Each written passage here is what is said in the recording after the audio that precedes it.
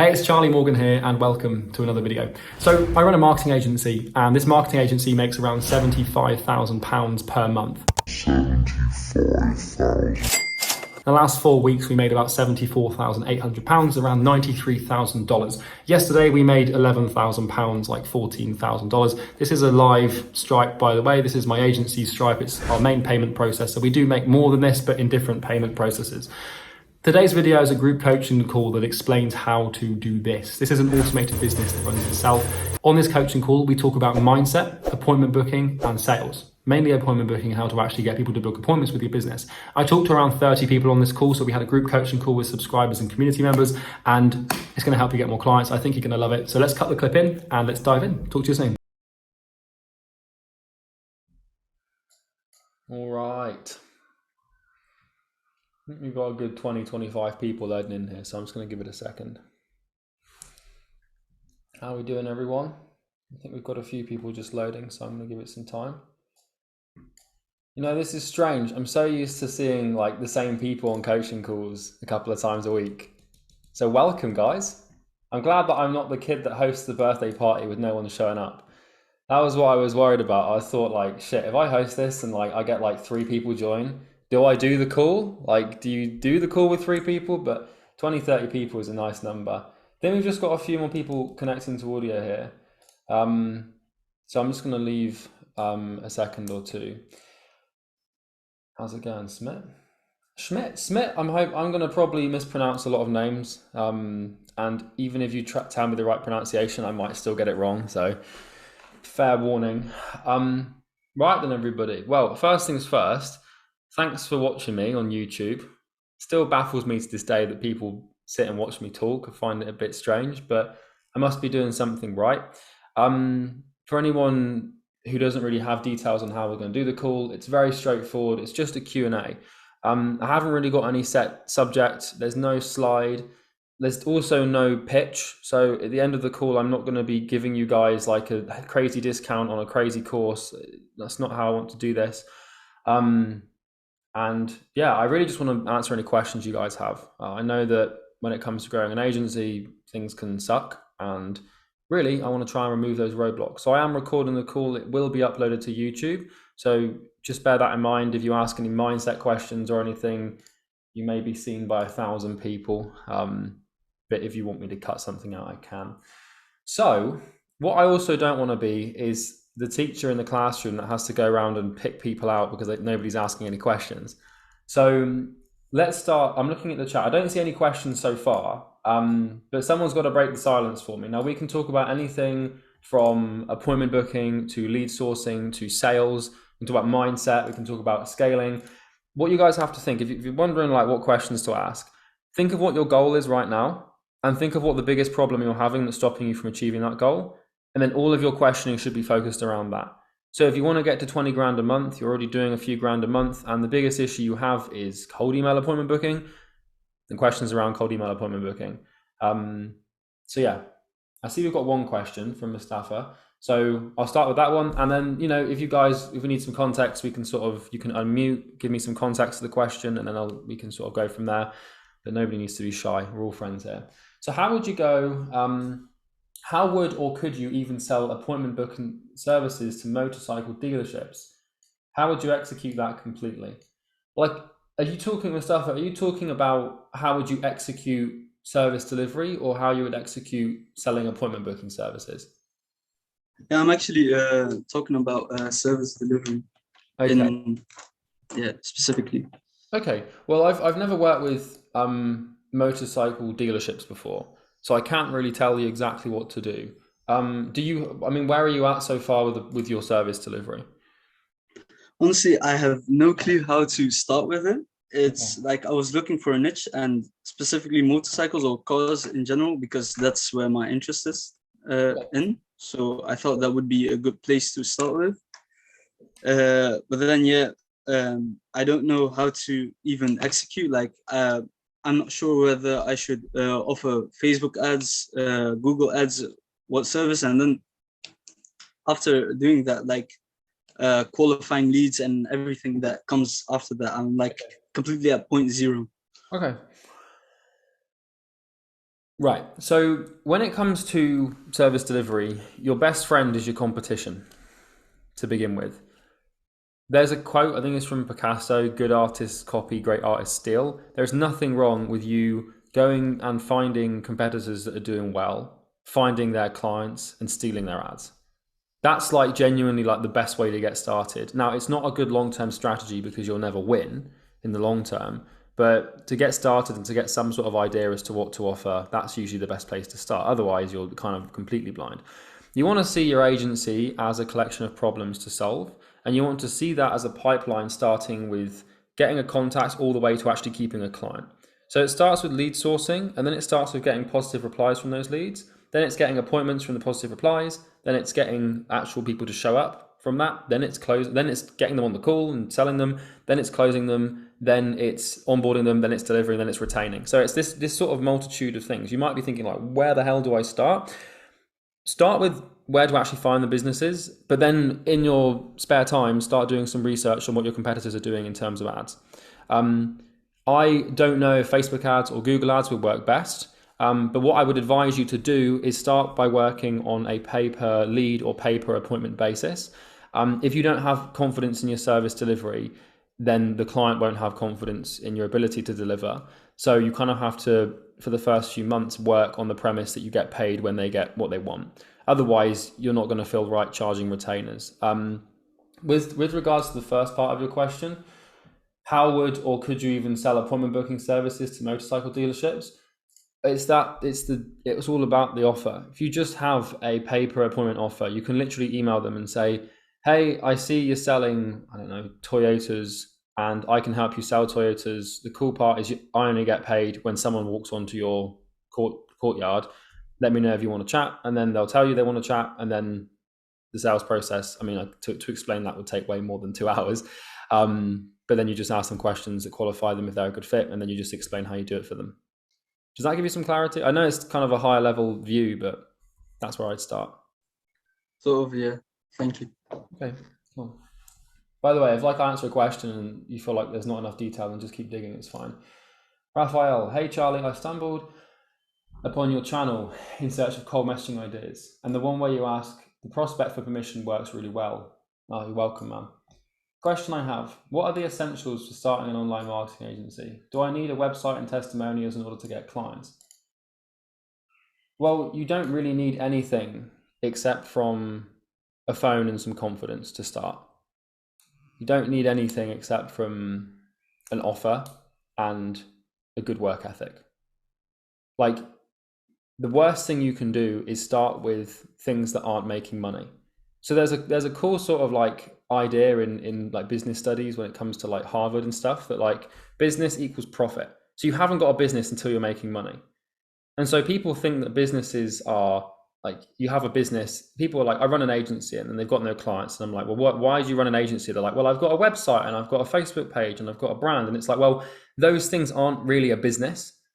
They're just reflections of you wanting to have a business. So when people start agencies, especially people who have no previous business experience, the reason they start with websites and social pages is because their only experience as consumers in the normal world with businesses has been the external front of the business itself, like being a website or something. So they get into business and they assume that all business is marketing and websites and social. I remember I started my agency and I was like talking to these business owners and they were like, oh, I'm too busy to do the marketing. I was like, what the hell else could you be doing if not marketing? Because all I'd been exposed to from a business perspective was marketing and nothing else. So like really all you need is a list of people you can call to explain what you do and a really strong work ethic so that when you do sign people, you actually deliver results.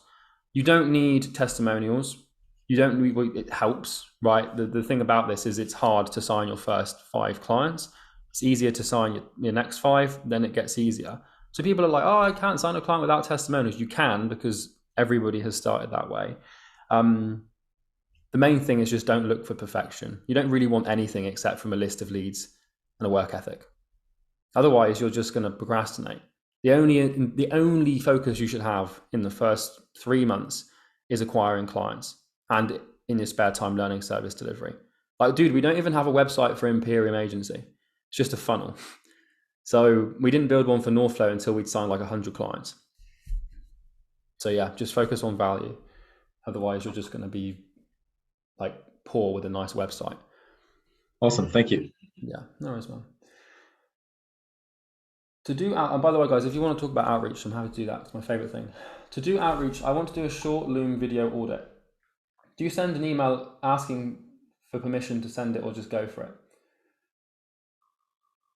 So are you, so email. Yeah, so I would, it depends on like how long the video actually takes to record and if you can evergreen it. Because if not, like you kind of want to have volume, but then also quality at the same time. So if you're wanting to do audits, then you can just go to the businesses and say, hey, I've recorded an audit for you. Do you want me to send it? And then when they say yes, then you record it and send it. Otherwise, you're recording audits for people that may not even want them. The other thing is that audits, like I don't really like audits because in my experience, it's better to just go in with a really confident, strong offer. Like if you think about it, right, if you receive a cold email from someone saying they can get your agency more appointments, and one person has a 5-minute audit of your personal brand, and the other person comes in and says, hey, only pay me when I get paid, who are you going to book a call with? Right, your brain algorithmically will just go towards the person with the strongest offer, which is why like I don't really like audits, because people have overdone them and like suggestions tend to just be insults these days. So, and also like if you're going to do an audit, you don't really want to do a short audit because it's not something you can really half-ass. So yeah, but I would just email people and be like, hey, I've got an opportunity to help you acquire more customers. I'm really reluctant to pitch you anything or send you something without your permission. So can I get your permission to send you an audit? And then like the permission-based thing works an absolute treat.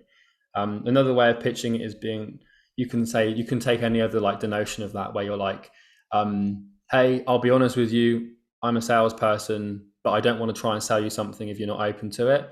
So around you getting more customers, can you grant me permission? If not, that's totally fine. The way I start my cold calls is, this is a cold call. Would you like to hang up or give me 30 seconds? Because then when they say like, oh, fine, take the 30 seconds, someone who's given permission will be 10 times more receptive to the message that follows. So permission is like the main thing with outreach these days, because you guys have all been pitched and it's not nice. You don't reply, you just ignore it. So like, yeah, you kind of want to Trojan horse your way in by being like, you know, I've got something for you. It is actually a service, but I know you get pitch services all the time. Let me know if you want to hear it. Ash, how's it going, man? How long should you test an outreach method for and know when it's time to either stop or continue? Well, you don't test outreach methods against time. You test them against volume. Because like the way this works and the way we have this taught in the program is when it comes to outreach systems, it is all about the metrics. The only thing you should be concerned with when you're starting appointment booking as building a system for that is metrics. Don't care about replies, just care about metrics and proof of concept. So we test typically 200 Loom emails at a time. The secret is ceteris paribus, which is Latin for everything the same except from one. And what that means is that in a Loom system, for example, or a cold messaging system, you've got a shitload of variables. So take Loom. You've got the script of the Loom, the way the Loom is delivered, the name of the Loom. That's just the Loom alone. Then you've also got if it's delivered as a GIF or if it's delivered as a static link. That's another variable.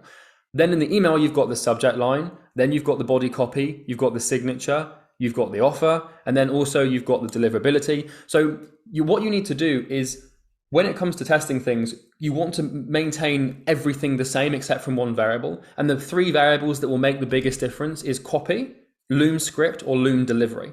So those are the 3 things that you should be testing. Don't fuck around with your subject lines. It's like you're just tweaking a tiny little detail. Subject lines don't make money. They just have it as like question for first name or query for John, right? That's all you have to have as a subject line. Same with your signature. People spend like hours thinking like, how do I make this really persuasive? It's just like, thanks, Charlie. That's all you have to do. And I would typically send 200 emails with 3 follow-ups done in 2 to 3 consecutive day periods before determining whether or not the email was good. And how you determine whether or not it's good does not depend on your emotional state. It depends on key performance indicators. So you never say like, oh, this one got like 2% positive reply rate. I don't like a 2% positive reply rate. because your emotions don't come into it. What you have to ask yourself is, if I take this to scale, is it economically viable to continue to produce results? So like I say this all the time to clients in Imperium. This guy came to me and he was like, he was doing cold email and he had like a 4.2% appointment booking rate. And he was like, yeah, I don't know, I don't think it's very good. And I was like, dude, if you send 100 emails a day, you'll book 4 appointments a day. It'll cost you $500 a month in VA costs and stuff to do 100 appointment things a day. So you're basically buying 20 appointments a month. Sorry, 80 appointments a month for $500. Why aren't you scaling it? And he was like, shit, you're right. So with outreach, you find proof of concept. Even if it's a 1% appointment booking rate, then you scale to 100, 200 emails a day, and then you book an appointment a day. I'm going to try and pronounce this name, Zabizo? Probably butchering that. Apologies. I've seen that I'm struggling to get people to book appointments, but they are reading the emails. I assume my offer is not what they want, so I'm struggling to craft an offer that they would want if I can't get in direct communication with them. How would you recommend going about creating an offer and one I can provide? Would you be open, mate, to sharing your screen so I can look at your email copy? Because what you've done there is you've made an assumption, which is a dangerous thing. You've assumed the offer is the problem. And what you might now do is change the offer when the offer might not be the problem, but it could be the deliverability of the emails. We don't really know. If you're there, do you want to share your screen and just walk me through the copy? I can't right now. I'm kind of like just moving around, so I won't be able to share. Sorry, I called you man. I assumed you're a guy. I'm really sorry. That's okay. It's okay. Okay, yeah. well, that's fine. Well, when it comes to creating an offer, you kind of just want to tell people what they want to hear. Like the secret to building a good offer is like telling people what they want to hear, but then also being able to deliver what they want to hear. Right, if that makes sense. The best 3 words I can give you for offer is pay on results. If you get that in your email copy, your responses will shoot up. Now, pay on results, a lot of people are reluctant to put that in because then they're like, well, actually, it's not pay on results because like I've got a guarantee, or they're paying per appointment, or I have a retainer and then I have this sort of guarantee. It doesn't really matter. What matters is you get them on the call and then you handle their objection if they have got misaligned expectations. So don't be afraid to use a little bit of bait and switch to get people on a call. Most of the time they'll forget what you initially said. But if your intentions are pure and you can genuinely help them, if you truly can change their life, then you should do everything you can to get them on the call to present that to them. In terms of the offer, how would you go about recommending creating an offer that is what they want and what I can provide? It's kind of like you just have to find the middle ground between your skill set and the prospect's desires. But the prospect's desires will always trump your skill set. So whenever you're creating offers, it should never be based on what you can deliver. Like you reverse engineer offer creation to find what the person wants, and then you figure out how to give them that. You don't look at what you can do because that doesn't matter, right? When it comes to business, guys, we don't matter. The market matters. So everyone's trying to create offers based on their skill sets and what they believe they can deliver. But the best way to do it is to look at what the prospects and people want and basically just figure out how to do that. So I wouldn't worry too much about what you can do right now. I'd worry about what they want and then try and get clients with that offer. And then you will figure it out if you really want to. You will acquire the skills. It takes time and it takes a lot of hard work, but I see people hopping into the agency space. They're like, oh, I don't know if I can give them like 20 appointments. It's like, dude, if the market wants 20 appointments, tell them you can get them 20 appointments and then figure out how to do it. So that's how we build offers. We reverse engineer back from the needs and the wants. It's kind of like how politicians do it, by the way.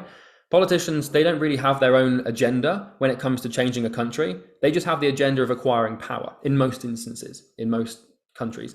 And the way they do that is they find what the population wants, and then they just tell the population that they can give them that, and then they try and give them that. They don't really care about what they want, so they just want power. So think about it like that.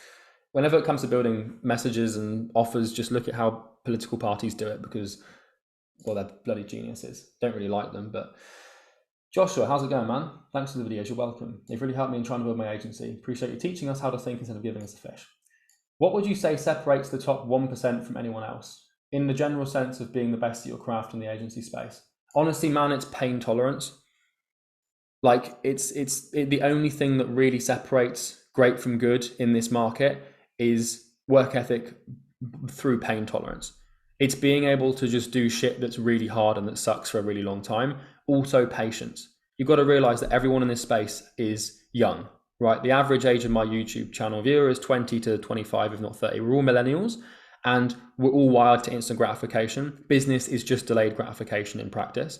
So really the mindset is the main thing. It's never about skill set, because skills are developed through consistent work on a craft, and you can only be consistent if your mind is in the right place. I'm working on a mindset module for the program at the moment. I'm going to be uploading some of those videos to YouTube. They're around like 3 hours long each. So when those are out, they'll help you.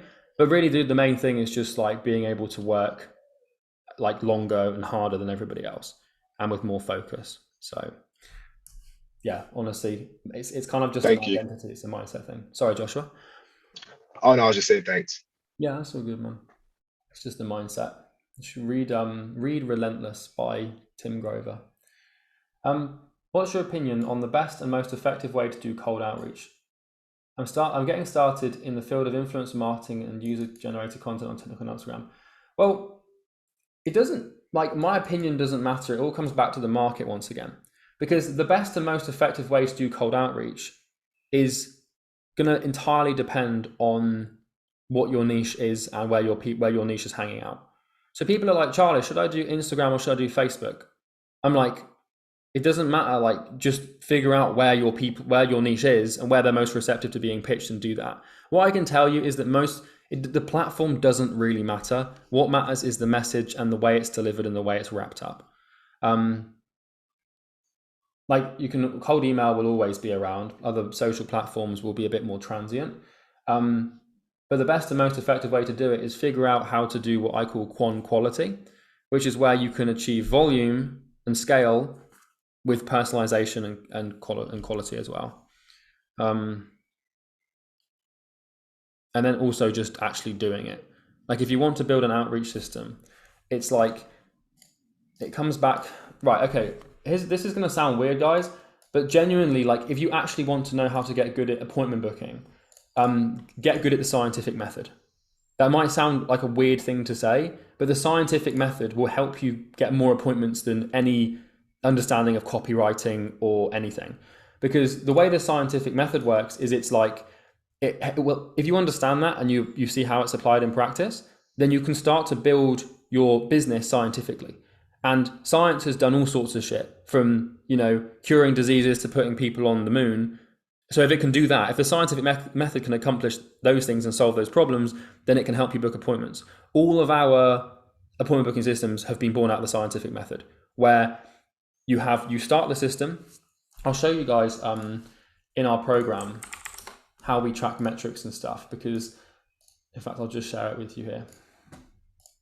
Because, like, it really is, like, the metrics are the main thing, man. So, like, people are always so obsessed with like what copy do I use, or do I use LinkedIn, or do I use Looms, and how do you record the Looms? But none of that really matters if you don't understand science, right? So this is the program. Once again, this is not a pitch. There's no Calendly link or anything coming up. If I go into the Loom module here and find part 2 workflow. So what you want to do is you want to build something that looks like this. And this is basically how I'm going to drop this in the chat for you guys, so you can all have a gander. Make a copy of it if you want. What this is a testing facility for Looms. So what you do here is you need to have like a low sending volume. You need to do like 15, 20, 30 a day.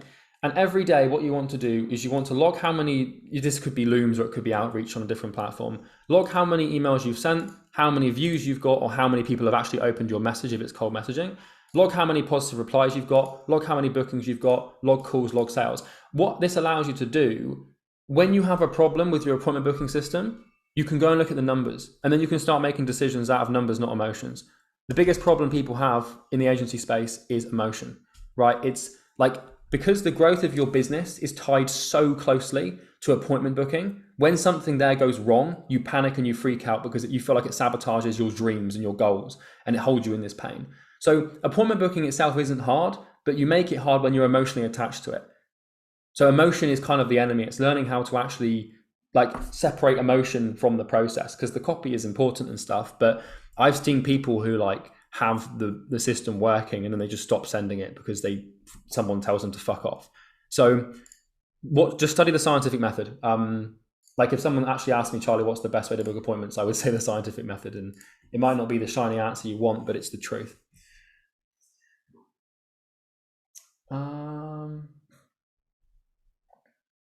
Oh, hang on, I scrolled up here. Wow, we've got lots of questions. All right. I'm going to go through the questions thoroughly, and I'm going to sort of try and keep like 2 hours for this call. So I will try and get to everyone's questions, but I'd rather, you know, it's more of a collaborative thing. So yeah, so that's that. So Abdi, hey Charlie, this is more of a mindset question. I have a problem of niche hopping and thinking the grass is always greener on the other side. I'm usually consistent with my outreach until I hit 100 to 150 emails.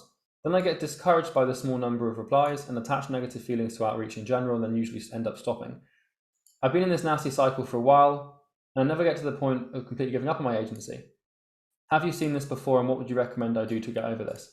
So like, dude, you just have to like, the fact that you're aware of this is 90% of the problem solved, because most people aren't even aware of their mindset issues. So the fact that you're actually like conscious of it is the main thing. The way you solve this problem, dude, is by sitting with the pain. So when you get to 100 or 150 emails and you start to notice the resistance creeping in, the doubt and the anxiety and the fear, just be like, okay, well, like first of all, you anticipate it, because probably every time you restart, you have this feeling like this is the one. And what you find is that when it comes to outreach and building acquisition systems, the more confident you feel at the initial stage, the further you fall when it doesn't work.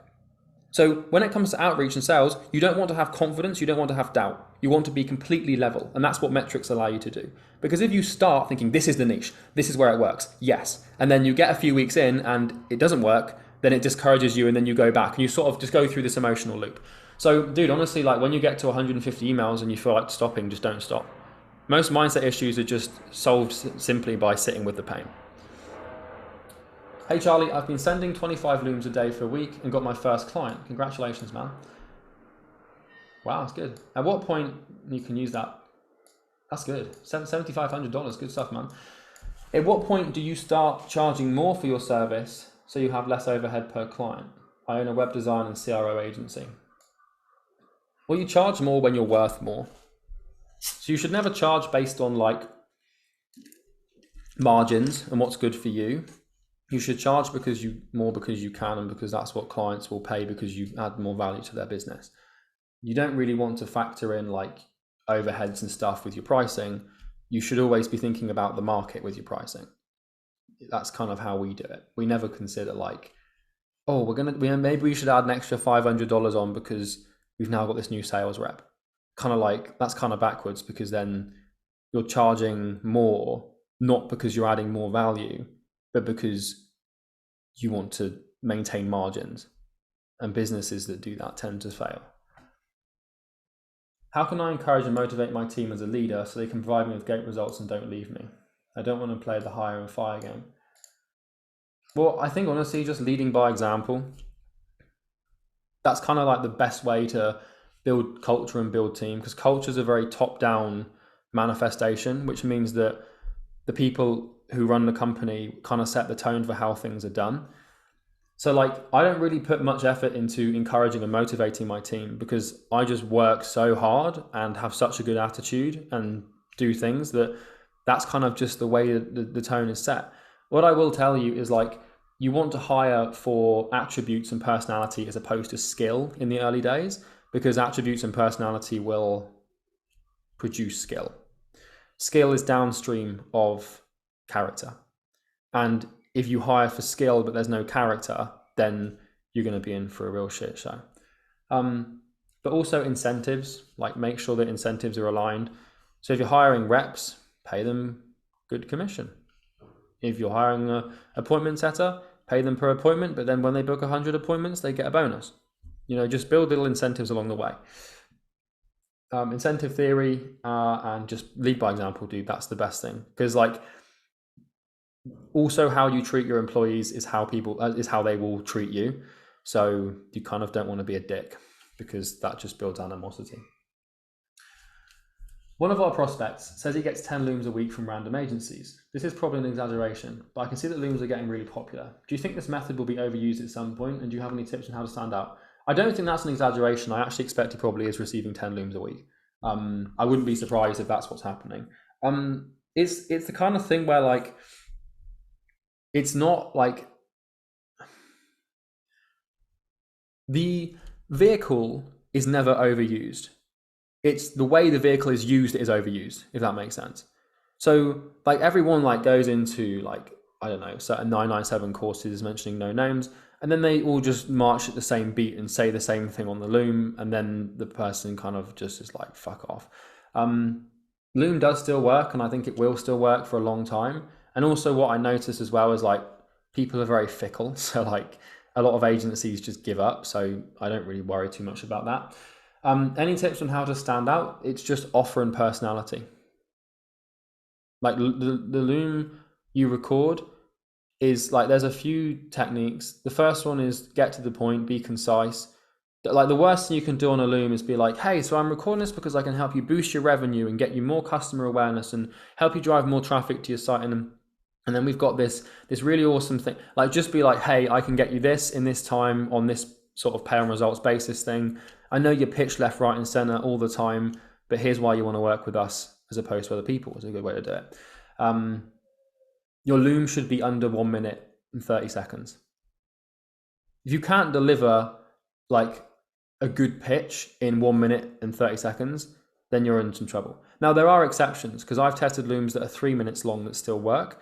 But the reason my Looms are 3 minutes long is because I just bombard them with social proof and testimonials. If you haven't got social proof and testimonials, then like people like send Looms are like 6 to 10 minutes long. I'm like, what the hell are you talking about for like 6 minutes?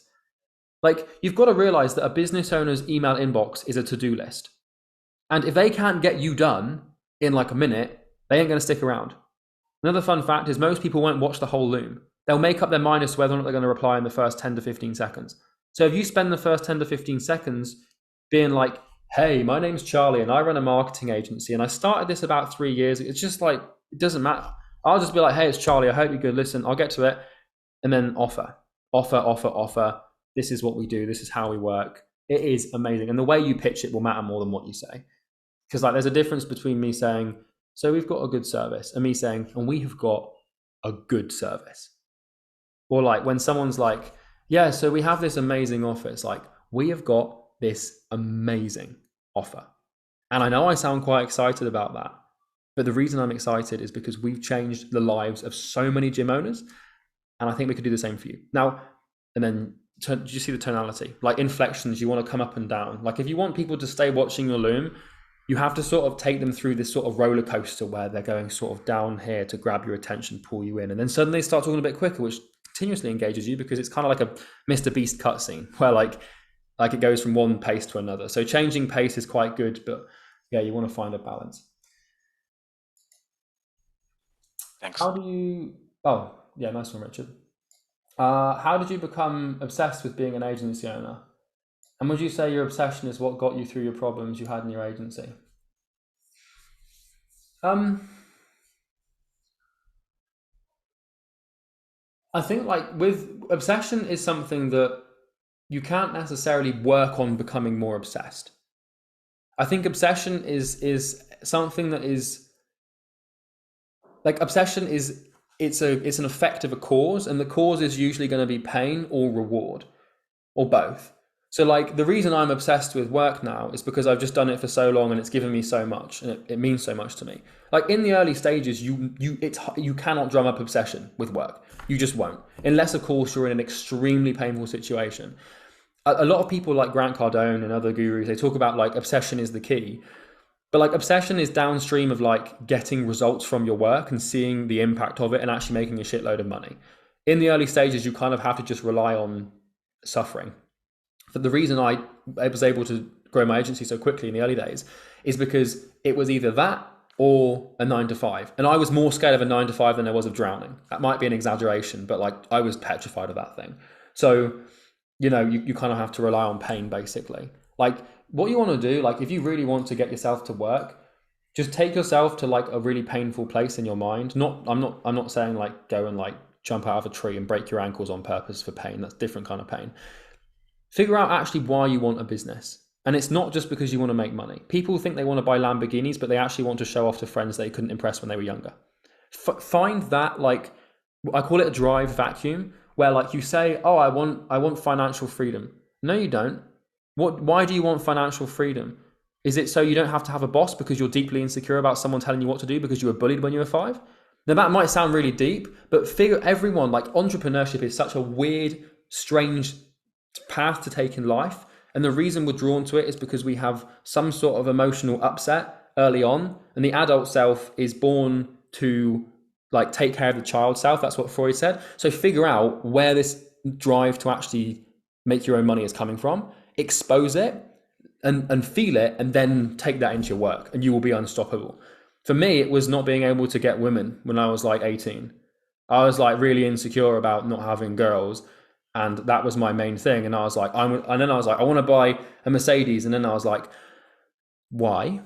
And then I figured it was because I wanted girls. And then as soon as I figured that out, I was like, okay. And then you can just feel the emotion. And when you don't want to work, you're just like, you just remind yourself of why you're working. Because if you just say I'm working because I want to be financially free, it's not really the main reason. And your unconscious will still rule you until, there's a quote from Jung that says, the unconscious, until you make the unconscious conscious, it will rule your life and you will call it fate. So the key to obsession in short form is figure out why you actually want to do what you want to do, not because of the base level reason that you think sounds pretty, but genuinely like that deep, dark reason that you don't really want to go to. And then that will work wonders, mate. The problem with that is once you satisfy that drive vacuum, that desire, you won't want to work anymore. So you have to find a secondary reason and become more mission led. But people like want to get to 10K a month, and they think it's because they want to buy a Rolex and show off, but it's because they're deeply insecure. I started my business because I was angry at myself, basically, and that anger pushed me. So, yeah. What do you think about using paid ads for getting leads for an agency? How much should it cost per one lead? You don't want to touch paid ads until you're doing like 50 grand a month. And the rule of thumb is that unless you can spend 10 grand a month and lose it on ads, don't even touch them. So if you're not there yet, don't worry about it.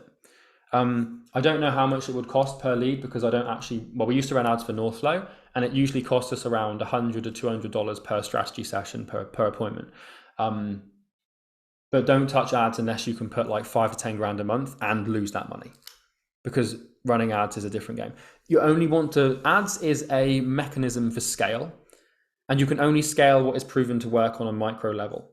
So find what works in a small, like if you've got like an offer and a process that can deliver results in the micro, then it will work in the macro, and that's when it's okay to run ads. But until you've got proof of concept, I wouldn't even touch them. And even then, I'd still just use organic because it's less risky. What's your number one tip on closing a client in a call? Don't take no for an answer. That's really it. And focus on them, not you. So like throughout the whole call, it should be about them.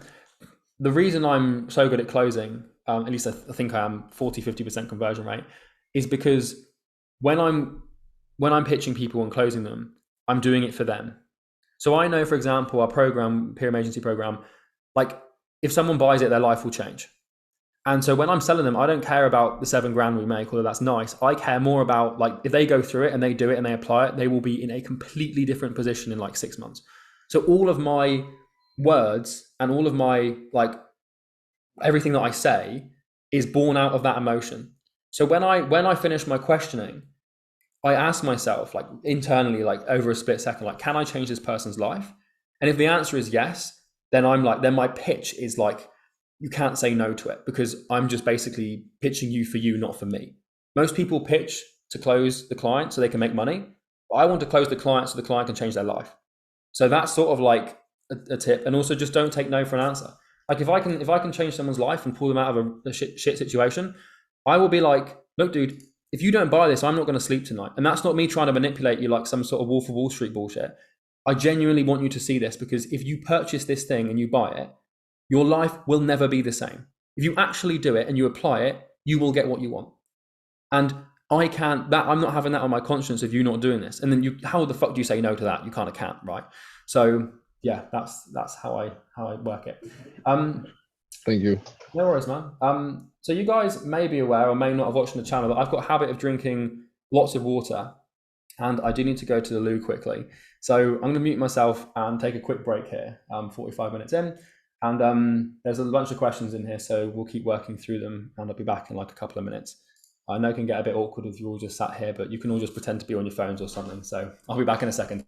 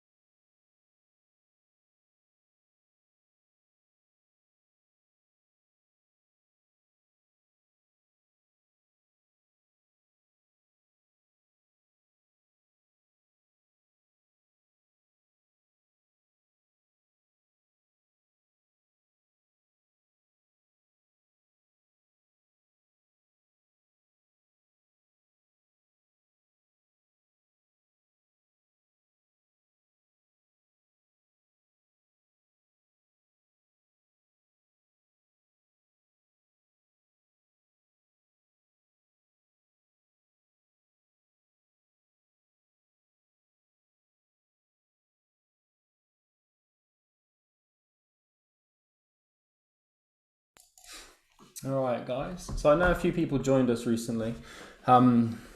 Just if you guys have any questions, pop them in the chat. And as always, I do promise that there is certainly no pitch at the end of this. I do have a course, but we're not going to talk about it. So let's dive in. Quick mindset question. How do you get out of a rut? I sometimes find big resistance sticking with daily actions every week or so. All right, so let me explain this. So resistance is a manifest of something pretty dark. And if you understand where it comes from, then you can really conquer it. When you set a goal, right, you think about what a goal is. A goal is a desire for a future outcome that is better than where you currently are. Goals are accomplished through a change in identity. So if you want to get to 100K a month, you don't focus on getting to 100K a month. You focus on becoming he who can. And what happens is when you set a goal, you have to sort of start crafting a new identity, because who you are when you make 10 grand a month is not who you will be when you make nothing. Trust me on that. What happens is you have your current self, and now you have your evolving self, your desired self, who you need to become to achieve the goal. The current self is like a living organism, right? It's a part of you that is current and is existing. It has a survival bias. If you become this new person, it will die. And so what it will do is it will kick and scream to prevent you from actually accomplishing your goals and getting what you want. Because through the accomplishment of your goal, you have to sort of kill your current self to become your new self, if that makes sense. All resistance, all doubt, anxiety, fear, procrastination, distraction, all of that comes from the current self, sort of kicking and screaming because it doesn't want to die. So that's the first thing to realize with resistance. So you actually want to see resistance as the best thing possible, because it's a sign of a death of a current part of you that is hindering you and stopping you from actually getting what you want. So you want resistance, you want doubt, you want fear, you want procrastination, you want pain, because the more you have, the more ammunition you have to destroy your current self to become who you need to become to actually accomplish the goal. So don't see pain and you want to see your doubts and your anxieties and your fears as the best thing possible, because they are the very weapon you use to manifest a new self that accomplishes the goal. To achieve a goal, you don't try to achieve the goal, you try to achieve the character that can achieve the goal easily. That's how I see goal setting. So I'm like, I want to be an 8-figure entrepreneur. My goal is not 8 figures. My goal is to build an 8-figure self, and then an 8-figure business will manifest out of that self. That's how I overcome resistance. Hi, Charlie. Cold calls, cold emails, DM, personal branding. What's the best for a person who has just started? So what's the best method? The best method, I can't really tell you because it's going to be niche dependent. You can't really go wrong with cold email. I'll tell you that much. And you can't really go wrong with cold calling. Cold calling, dude, if I had to start my agency again, I would do cold calling. Not necessarily because cold calling is the best way to book appointments, but because cold calling is the best way to build a thick skin and sales skills. So I got my first 10K in clients through cold calling, and I've made more money from the skills I acquired doing cold calls than I did actually from the clients I signed. So I would always start with cold calling, and it will terrify you and it will make you want to be sick and it will make you want to hide in a corner and run away. But the more of that shit you can push through, the more resistance you get through there, the better it is. The main thing is just everything, kind of just do everything. Like as many cold emails as your body can handle, as many cold calls as you can tolerate, as many Instagram messages as you can send, as much personal branding content you can put out there. Just like no holds barred, do as much as possible. Have a couple of questions. Himanshu, how's it going? Should we use the exact same template or written emails for campaigns? How does it impact? Yeah, just use template email campaigns, but just change words so it's personalized. What's your advice for a beginner on cold outreach? Don't give up and don't write copy that you want to write. Write copy that your prospect wants to read. What's the right time to scale a cold email campaign? You scale a cold email campaign once you have acquired a proof of concept, which denotes a specific result, like a micro result. So if you can send 200 emails and book 20 calls, then you've got a 10% appointment booking rate, then you can scale it. I would scale anything from like 2.5% upwards, even 2% appointment booking rate. 100 emails a day, that's 2 appointments a day, 10 appointments a month. If you're shit at sales, that's a client a week, 2 clients a week. Like guys, if you have a 1% appointment booking rate and you send 100 emails a day, you'll book 20 calls a month, 15 of them will show and you'll sign 3 of them. You're 3 months away from 10K a month with 100 emails a day. Same with cold calls. You book 1 call out of every 100 calls. Make 100 cold calls a day, you book 5 calls a day, you sign a client a week or 1.5 clients every 2 weeks, 2 to 3 months, you're making 10 grand a month. It's not hard. You only need to find a 1% appointment booking rate to make 10 grand a month within 4 months. So people overcomplicate it. How to get clients as a beginner offering cold email outreach as a service. Get good at cold email and get so good that you can be paid per appointment. What tool do you use to reach out? Gmail. I don't use any softwares. Do you have a coaching program for people who want to set up a cold email agency? Not specifically for that. I have a program that helps agency owners acquire clients, but if you want information on that, man, I don't want to pitch it here. So go to my YouTube. And in the YouTube videos, the first link of the description will take you through to a funnel. You can book a call there if you want to book it. But it's generally for people that have got a little bit of feet under the ground. If you're just getting started and haven't got any funds, it's a high ticket program, so it might not be a good fit, but you can still book a call. Do you ever send a Loom and LinkedIn connection request followed by an evergreen video message? Would that increase the chances of a reply / Loom watch rate / appointment booking? When you say that, what do you mean? Is it Sagar? Would I be pronouncing that properly? It's Sagar. Oh man, I'm sorry, Saga. Go for it. No worries. So what you're saying there is, do you mean you send the Loom in the initial LinkedIn connection request? No, so I sent an email to the prospect, and then because I also have enriched them with their LinkedIn URL, so I also sent them a LinkedIn request, and if they accept it, then I send an evergreen. Yeah, so the best way to do that. Video. The best way to do that is in the connection. Okay, so the goal of the LinkedIn should not be a reply. It should be to get them to look for the email. So we call this omnichannel attraction in the program. And the strategy is basically you send a LinkedIn connection request saying, hey, John, I sent you an email. It'll be from Sagar Sood. Check it out if you want. We're not saying, hey, I'd love to connect, or hey, I want to pitch you something. It's kind of like, hey, by the way, I sent you an email. It's quite important. I wanted to make sure you see it. It's from insert your name here. Check it out. And then they'll see that. And even if they don't connect with you, they'll see it. And then they'll be like, oh, it must be important if he sent me a LinkedIn request. So they go and look at the email. We found when we did that, Loom view rate in cold email spiked massively. Because we're like, hey, we sent you a video. We spent a lot of time on it. So I want to make sure you see it. And then we would also sometimes call them as well. So yeah, you can do that. Cool, thanks. So Joshua says, I see the advantage of setting goals and deadlines by making you work quicker due to Parkinson's law. However, I usually find that things take longer than I anticipated, and I'd rather let the quality of the work done determine whether I move forward rather than timer set. Do you have any advice on accurate goal setting? So when it comes to goals, dude, just don't even set a time limit. Because who are you to determine like the time horizons of cause and effect and what you can get over the universe's laws? You're not. Human beings, we are not allowed to determine when we get things. So what I do is I just set a goal like 8-figure coaching business, and that's just it. And then I work every day as hard as I can to make it happen. The key is to sort of be patient in the macro, but impatient in the micro. So you want to have patience over the next for the next 5 years, but extreme impatience in the next 24 hours. People think like you just need to be patient, but it's kind of like you need to have patience to wait for the thing to happen, but then also impatience to work as hard as you can at the moment. So it's both. People are like, I'm a patient person, I'm an impatient person. I'm like, well, you're both not going to get very far because you need both. Don't set time frames with goals, especially monetary ones. You can set deadlines for projects. So like, I need to get this client onboarded for Thursday at 3 p.m. because that's not a goal. That's just a task. But when it comes to like outcomes, a goal is a snapshot of the future. A goal is an effect. Your actions are the cause, and humans are awful at determining how long effects take to manifest out of localized causes.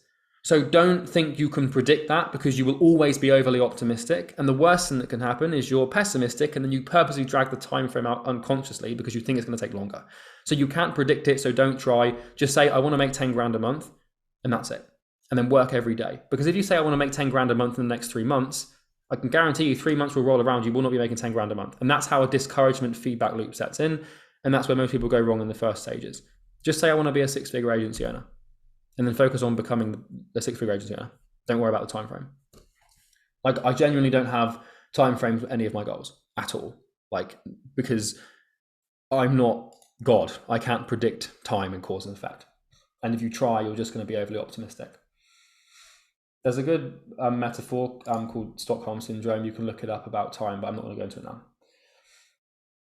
Last month, I had a lot of leads that made me write an invoice, but they never paid it.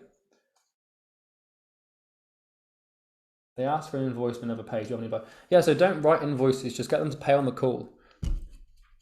Never be like, hey, I'll just send you an invoice. Just be like, hey, yep, so I'm just dropping you a Stripe link in the chat. Let's do it. Don't send people invoices. Don't give them like an excuse to like get out of it. If someone's like, yeah, let's do it, send me an invoice, I'm like, yep, sure, it's in the Stripe chat. Or hey, like for NorthFlow, I used to just close by saying, yep, I'll take your card details and we'll process it now. Like, you never want to leave things hanging in the balance, basically. Yeah, but I take bank transfers. In my country, it's more common. Bank transfer. Then what you do is you just say, yeah, sure. Well, I've got my, I've just put my details in the chat. I've got my bank open now. So if you just put that one through, I can confirm it's gone through and we'll get started. I'll send you an invoice once the payment's done. Or even better, you can say an automated invoice. I want to send the invoice first. You write pro forma on it, and then people pay, and then you send the final invoice. Why would you do it like that? I won't send them an invoice first, they won't pay. Why do you think that? Because they ask for it. How many people have asked? Everyone. People don't send transfers without an invoice. Okay. That's interesting. From my experience, people will. And I've taken pretty much every single client I've ever signed has paid before an invoice has been sent. Mm-hmm. I think what's happening here is, and I might be wrong, but I think what's happened is a couple of people early on in your journey have asked for an invoice prior to payment. And what you've done is every time you've gone into a sales call, you've taken that belief and you've applied it to every single sales call from there on, therefore creating like a feedback loop of like everyone wants an invoice before they get paid. And so like now what's happening is you're starting to look to confirm that belief. It's called confirmation bias in psychology. Just try and do your calls with the belief that people will pay you without an invoice, because I guarantee they will. Even then, if you're on the Zoom call, you can just say like, hey, let's get this done now. I've just sent you the invoice. Here are my bank details. And then just don't let them off the hook until they pay. If you really think they need one, but I promise you they don't. If you build enough trust and enough conviction, they will pay you, because people don't pay invoices, people pay people. An invoice is just a receipt. So you still need to send one, but I think what's happened is you've sort of just built a belief that people need it because a few people did early on. And now every time you run into a sales situation, you set it up so that it confirms what you already believe to be true. That's how I see that. And I promise you people will pay you without an invoice. Like I used to close with NorthFlow, and I'd literally just get people's like card details and be like, "Yeah, I'm going to bill you now," and then it'll go through Stripe without any invoice. It depends on, maybe you're in a different niche. Maybe it is true, but I doubt that's true, at least from my perspective. I had discovery calls, this from Richard, with a few brands that were interested during the meeting, but they started to ghost us after it. Maybe they realize it takes too much time or money to scale up, and maybe they're busy. What do you think is the limit for following up on them? I don't want to be seen as needy. Yeah, so like, dude, if someone's interested, then ghost you, just follow up on them like 20 to 30 times. Because there's no reason not to. Like, the worst thing that happens is they tell you to go away. And if they tell you to go away, then they were never going to buy anyway. The thing is you should never, ever, ever, ever become emotionally attached to a prospect's interest. You should only ever become attached to their card details. So the only time someone has, like, seriously, it's like, there's a saying that's like, it's not over till the fat lady sings. What that means in sales specifically is you haven't closed someone until they give you their card details and they've paid an invoice. It's like the worst thing that you can do is finish a sales call and think, yeah, that went well. I feel good. Because then what happens is you feel good about something that you've gratified something that hasn't happened. And I wouldn't do that. So like, prospects will always be like, yeah, it sounds cool. Actually, I really like it. But like, a lot of the time, like, if someone doesn't buy, then they probably weren't interested in the first place. And they're just telling you they were because they're too afraid to tell you that they have doubts in your ability to perform. It's a hard pill to swallow. But if someone says all objections, whether it's let me talk to my wife or let me think about it, all objections translate directly to, I don't trust you and your company. That's it. So like, when someone, like, you either buy the prospect's objection or they buy your rebuttal. So yeah, but in terms of the follow-up, yeah, dude, you cannot overdo it because you have nothing to lose. Because like, you might then think, well, but if I do too much and they were going to buy, they might not because I'm doing too much. And that's a natural thing to think. But what you've got to realize is you can position it. You can say, look, I believe in my ability to help you so much that I can't help but mention it every day and think about it every day. And I want to do everything I can in my power to get you on board. And I want you to recognize that because I can change your life. They can't argue with that. People can't argue with your intentions, by the way. It's a great way to handle objections. How would you go about qualifying prospects when booking appointments? I don't. Qualification is kind of the worst thing you can possibly do, at least early on. Dude, if you haven't got appointments, book appointments with everyone in your niche, regardless of whether or not they can buy from you. The worst thing that happens is you practice your sales experience. The best thing that happens is they have other people they know. Even better, they come back to you in 6 months and they buy from you. Take every single call you can. Doesn't matter if they haven't got money. Doesn't matter if they're just getting started. Doesn't matter if they've only got 200 followers on Instagram. Take every call because you do not know what might come of that call. So people are like, I don't want to talk to businesses that are just getting started. What if they've got funding? What if the founders just came into some money? What if the founders actually have a network of 5 other people and they love you so much they send them to you? Qualification is honestly a curse, and you do not want to qualify people. You still want to have questions on your Calendly event that, like, ask them questions because it gives you this air of professionalism and what's the word? Like superiority, I suppose, because you're qualifying them technically, but I don't even qualify people, man. So what sort of questions would you ask on the Calendly event? What's your problem? That's really the main thing. Like, why are you booking this event? How many appointments can you handle? What's your goal? What are your obstacles? Keep it really simple. I can show you the one for Imperium.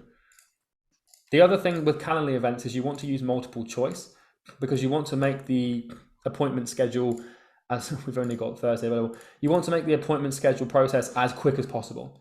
So people don't really have to type on this. They have to type their name and their email and phone, but this usually autofills. And then what do you sell? It's like, bang. What's your target monthly revenue? Bang. What's stopping you from hitting that? We already know their problems. We've predicted them. How many appointments can you handle? Bang. Are you the sole decision maker? And then they have to do this for context. And how did you book? Schedule. People can schedule our event within 20 seconds, but most people like have their event set up so it takes like 2 minutes. And you've got to realize that when someone's booking a discovery call, they've got 100 other tabs open up here with all sorts of shit blaring at them. So you need to get them on this page and done as soon as possible. So those are the questions we use. Thank you. But also don't read the form. Before my sale, I don't do sales calls anymore. I have a rep for both businesses. Don't read the form, because then you will prejudge as to whether or not the prospect can buy. The only thing you should judge the prospect on is the answers they give you once you've asked all questions in the discovery section of your call. Don't go into a sales call. I never ever read those forms, because the only thing that can happen with that form is you can make a judgment about someone you have no idea. Like, you can't judge a business and their ability to purchase from you based on 5 fucking questions on a form online. You just can't. So don't look at the form before you even do it. It's just there as a sort of facade so the prospect thinks that you're exclusive. Right. How would you position web design services? We've signed 11 clients in the last 2 months, but we want to make a cold outreach no-brainer offer. Well, web design is a tricky one because it doesn't actually deliver what the people want. People want appointments, they want money. Websites don't do that, which is why I don't even have a website. The best way to position it is to try and bolt on some sort of paid traffic service so you can actually guarantee, or to only work with businesses that already have websites that are running ads to that perform shit. So like if you're sourcing people that are already running Google ads and you know they've got shit websites, then you can go and say, hey, we can guarantee a 200% increase in conversions from your ads. And then the website is the way that you accomplish that. Charlie, you became successful as an agency owner without buying any courses. And I wonder how big of a role your mindset played in it to get you where you are today. What are your thoughts on this? Yeah, so I actually purchased Sam Ovens' courses. I have bought courses, but I just haven't used them because most of them are really shit. And I'm sure you guys can relate to that one, right? We've all bought courses and they suck. Now that might sound ironic as me selling a course, but most of them are really awful, and that's that. I have purchased Sam Ovens' courses, and I also purchased his mastermind as well. So that's the main one that I've learned from. How big of a role your mindset played in getting you where you are today is it's like 95% of the whole thing is mindset. Like, this is interesting because 80% of business success is mindset, 20% is strategies. But people spend 80% of their time on strategies and 20% of their time on mindset. So it's kind of like a Pareto principle paradox. People have got everything backwards. Like, everyone's so focused on like, what copy do I use and what loom do I use? But and then when it comes to them actually getting out of bed in the morning, they don't even bother trying to figure out how to solve that problem. And it's like most people can't book appointments, and at the same time they can't even go to bed on time every night. Like, if you can't go to fucking bed on time, and if you can't eat a healthy diet, and if you can't stay hydrated and go to the gym consistently, how the hell are you going to build a multi-6-figure company? So if most people just address their personal lives and fix themselves and their paradigms, then appointments would flow because they would know how to solve that problem. So you solve the problem not by buying tactics, but by becoming the person who can solve it. Solutions derive from humans, not from copying and pasting other people's shit. You want to learn how to think, not how to copy, because that's not how you build businesses. You can copy your way to 6 figures, but then when something goes wrong, you're fucked because you need to solve problems. Aman, how's it going? Charlie, how can we craft an attention-grabbing cold message if we offer coaching services to get people to book calls? Well, the first thing is you never ever tell them you offer coaching services. You're not offering coaching services. Right, when it comes to business, you have your service and you have your outcome. You sell the outcome, you never sell your service. On the sales call, you never sell how you do it, you sell that you can and how that impacts them. So look at your coaching services, look at the transformation you help people accomplish, and then help them and just tell them you can help them accomplish that transformation. And then package it up in a way that's pattern breaking. Key to cold messaging is to break patterns. What that means is neurologically, human beings have algorithms that filter information. When you see, okay, you guys know this, you open up Facebook, you see you've got a message request. You open the thing and you see, hey, what are your thoughts on hiring a VA for your appointment? You don't even continue reading it. It's just, whoop, it's out, it's done. And you're out of the message, you delete it, done. You don't even reply. You need to figure out how to not look like a cold message at first glance, because the first glance is really the main thing. It's kind of like it's why personalized first lines don't really work anymore, because as soon as a business owner opens up, e-commerce specifically, as soon as they open up an email and it says, hey, I really like the look, they just know. They've received so many personalized first lines that personalized first lines actually do the complete opposite of what they used to do. And it's the same with fucking cold messages. Whereas hey, join my Facebook group. It's just like done, outdone, not even going to look at it. So you need to recognize that like the key is really just to break patterns, which is why like my favorite approach is to sort of, first of all, voice notes and video messages, because video messages, dude, like nobody uses those. So like you get a video from someone that's actually personalized, they will like be far more receptive to it. So the way we actually signed like the first like 100 clients for Imperium was a collection of Looms and Facebook video messages. And I would just be like, hey, it's Charlie. I hope you're good. I've got an opportunity to get you more clients. I know that you've been pitched about 10 times already today. And I know the last thing you want is another salesperson in your DMs, but I do think I can help you. If you're open to me explaining how it works, just send me a thumbs up. That booked us a shitload of appointments because it's such a pattern break. I'm not going in being like, hey, I can help you get more appointments, or hey, join my Facebook group. It's like you break the pattern. So, but yeah, as to your question, man, just figure out what transformation you help people achieve and just tell them you can achieve it in a way that doesn't look like how everybody else tells them. What would you do? What would you do differently today, starting from £0 in the current market situation? I wouldn't really do anything differently. I would just make cold calls. Like if someone stripped me of everything, I would just pick up the phone and be like, hey, I can get you more customers. Hang up. Hey, I can get you more customers. Hang up. Hey, I can get you more customers. Like being able to just withstand like constant rejection is probably the most powerful thing you can do early on, because it allows you just to move without any panic or fear. But yeah, I wouldn't do much differently, mate. I would just like the market situation hasn't really changed. Like it's far more offer driven now than it was. I'd probably just get my first like 10 clients on pay per appointment basis or something. Charlie, do you ever segment your lead lists for better appointment booking rates? If yes, no, I don't segment anything.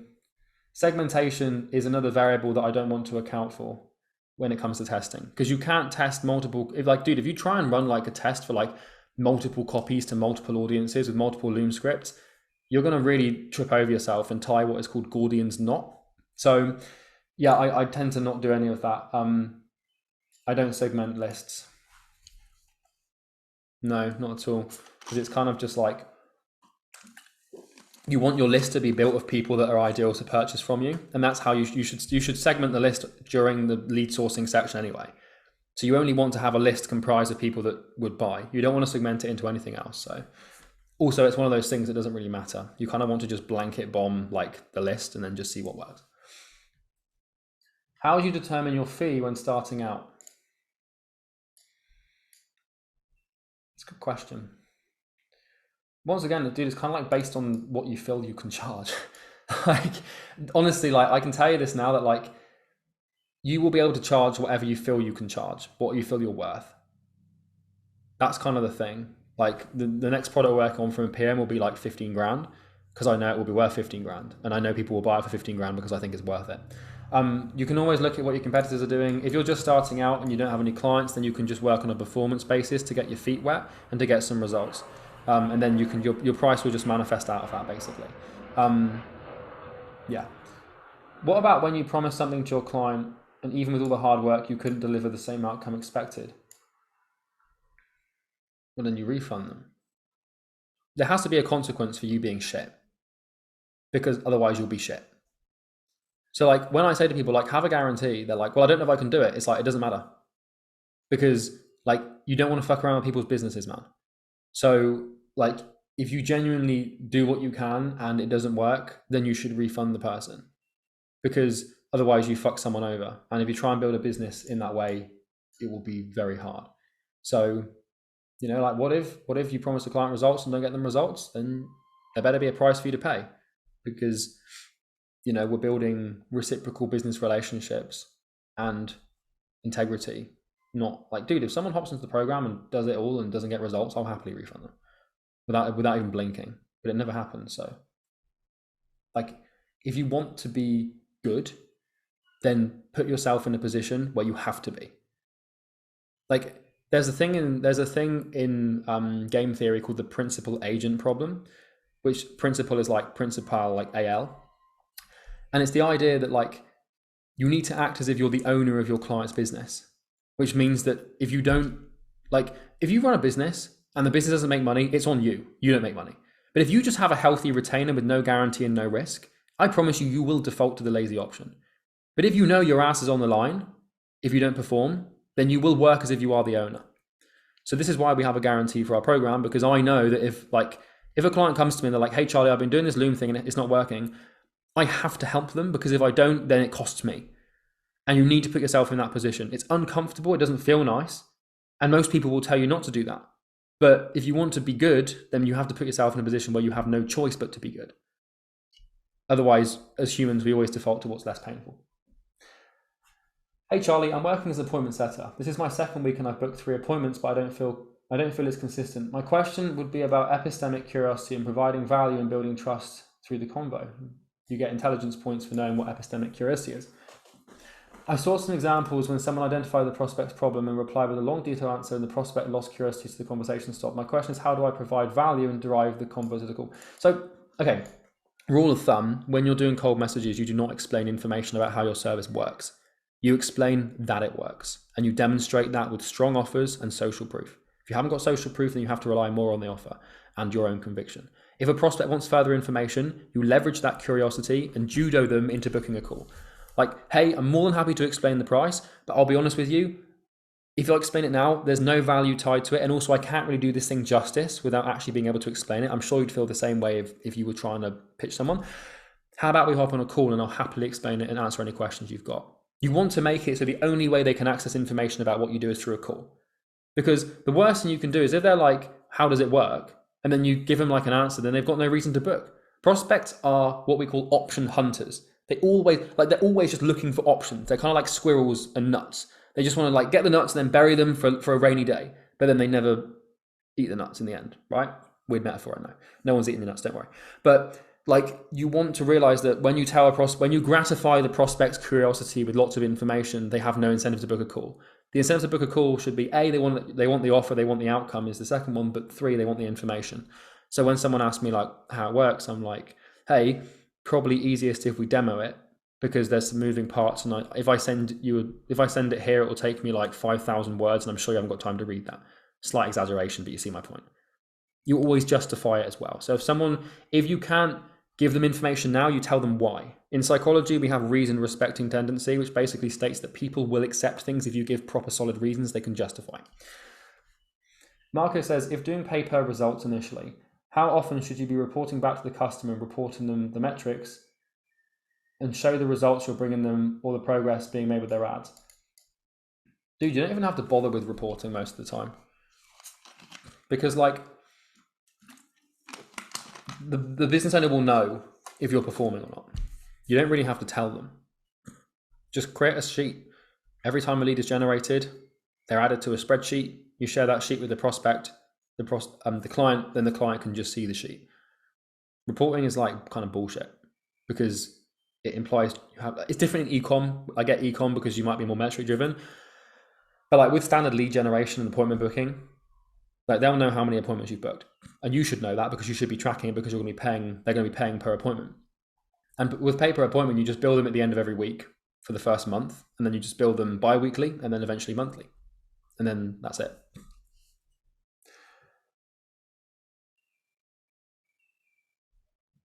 Are there any tools or methods for measuring Facebook outreach, like you can measure with email or paid ads? There's no tools, but you can just use Google Sheets and daily logging. That's how we do it. So we just log how many messages we send each day, how many replies we get each day, and how many appointments we book each day. Try and keep it simple. You want to really avoid tools wherever you can. Like, I won't build a system if I can't build it in Google Sheets, and maybe with the exception of one piece of software. Like, if it takes like multiple pieces of software to build a system, I'm out because it's already too complicated and you're going to be layering in shit. So I just use Google Sheets to basically do everything.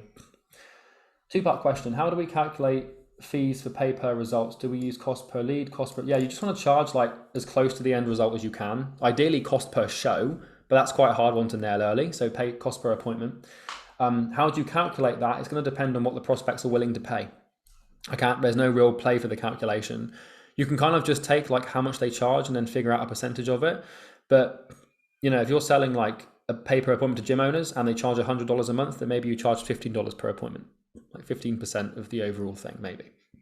But I don't know because it depends on your market, basically. There's no real calculation or algorithm you can use to perfectly price cost per appointment things across all variables of all niches with all services. It's just not possible.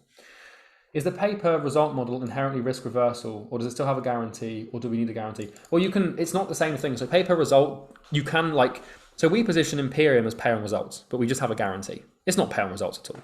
But people will book appointments and then they'll be like, hey, well, I heard that you guys get paid when we get paid. And then by the end of the pitch, they're so impressed with the program, and then we explain the guarantee, and then they have no questions about the pay on results thing. It's kind of like the value of the program and the bombardment of social proof makes them forget about why they booked the call in the first place. So you can just say, hey, it's pay per results, and then if you've got a good guarantee, they probably forget about it. Sometimes they'll get pissed off, but I don't really care. So how do you go about selling SEO services?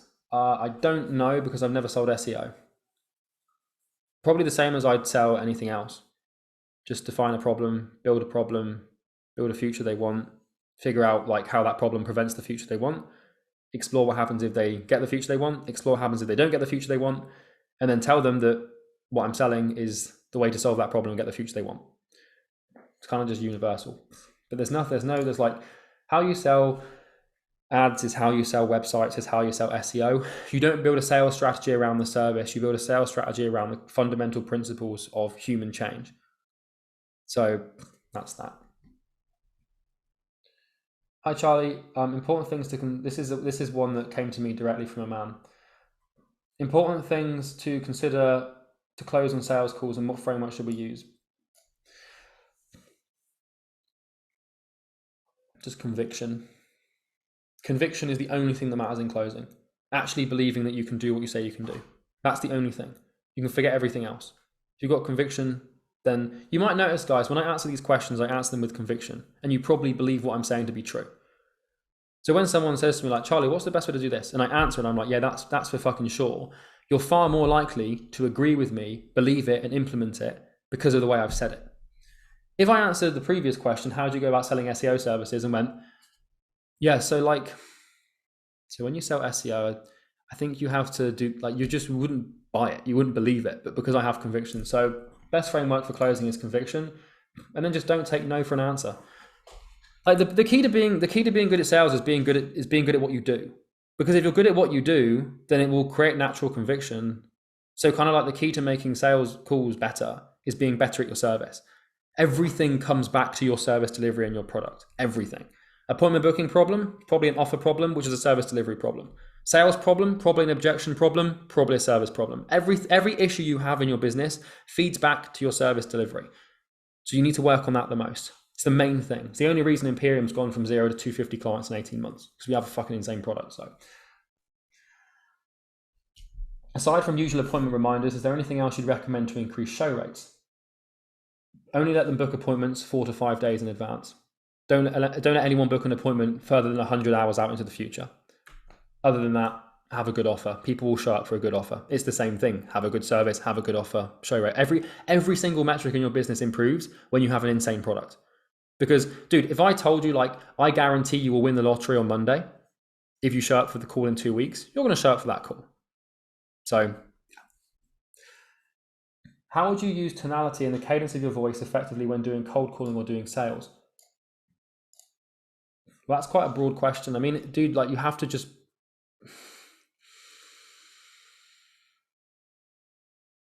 You have to know when it's time to bring it down and bring it up.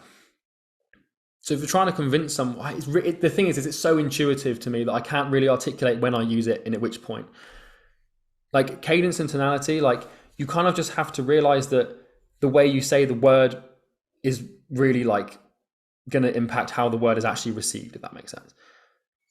So I kind of my questioning during my sales calls is very flat and monotonal and direct. It's okay, so why did you book today's call? What problem do you need to solve? Why does this problem exist? How much money are you making? How much do you want to make? Why do you want to be there? Why does that happen?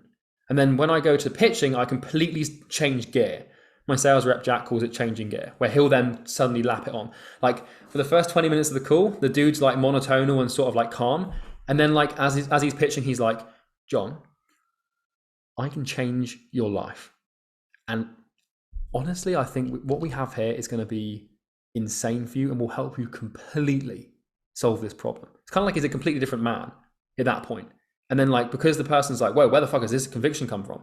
Like you want to set it so that there's a huge contrast. You don't want any conviction in your questioning because you're not trying to sell anything. You want to just be like emotionless in your questioning. You want to sound intrigued and you want to sound curious because that's how we get the best answers. If you're wondering why prospects don't give you much, it's because it sounds like you don't want to hear. Like, so John, tell me, what motivated you to join today's call? Notice how that's different from what motivated you to join today's call. Like the first one, I actually want to know. It's the same question, but my intention is to be curious about their situation.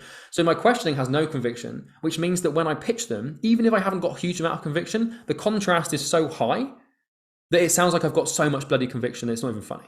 And if you have a lot of conviction, so yeah, and like the pacing of it. So sometimes if you're really explaining things quickly and you want to move it quickly and you want them to be really engaged in what you're saying, but then sometimes you really want to bring it down, because if you're trying to relate to their emotions and actually sort of introduce how the problem can genuinely solve their problem forever, then it helps to bring it down. But then when you're explaining what you do and how it works, you want to move quickly because it actually helps them digest the information and like it makes you sound like you've got so much to talk about. And sorry, I'm talking quickly, but in case you can't tell, I love it. Now, you never want to talk that quickly because that's kind of neurotic, but going up and down, depending on, you'll learn it the more you do the calls, basically.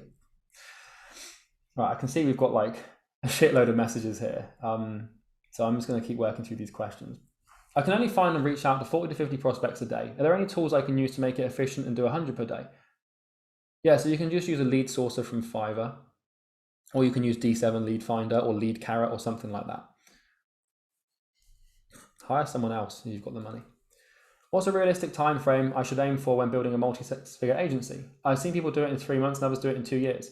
I don't want to be over optimistic, but I don't want to aim for 7 figures in 5 years. So this comes back to just don't have a time frame at all.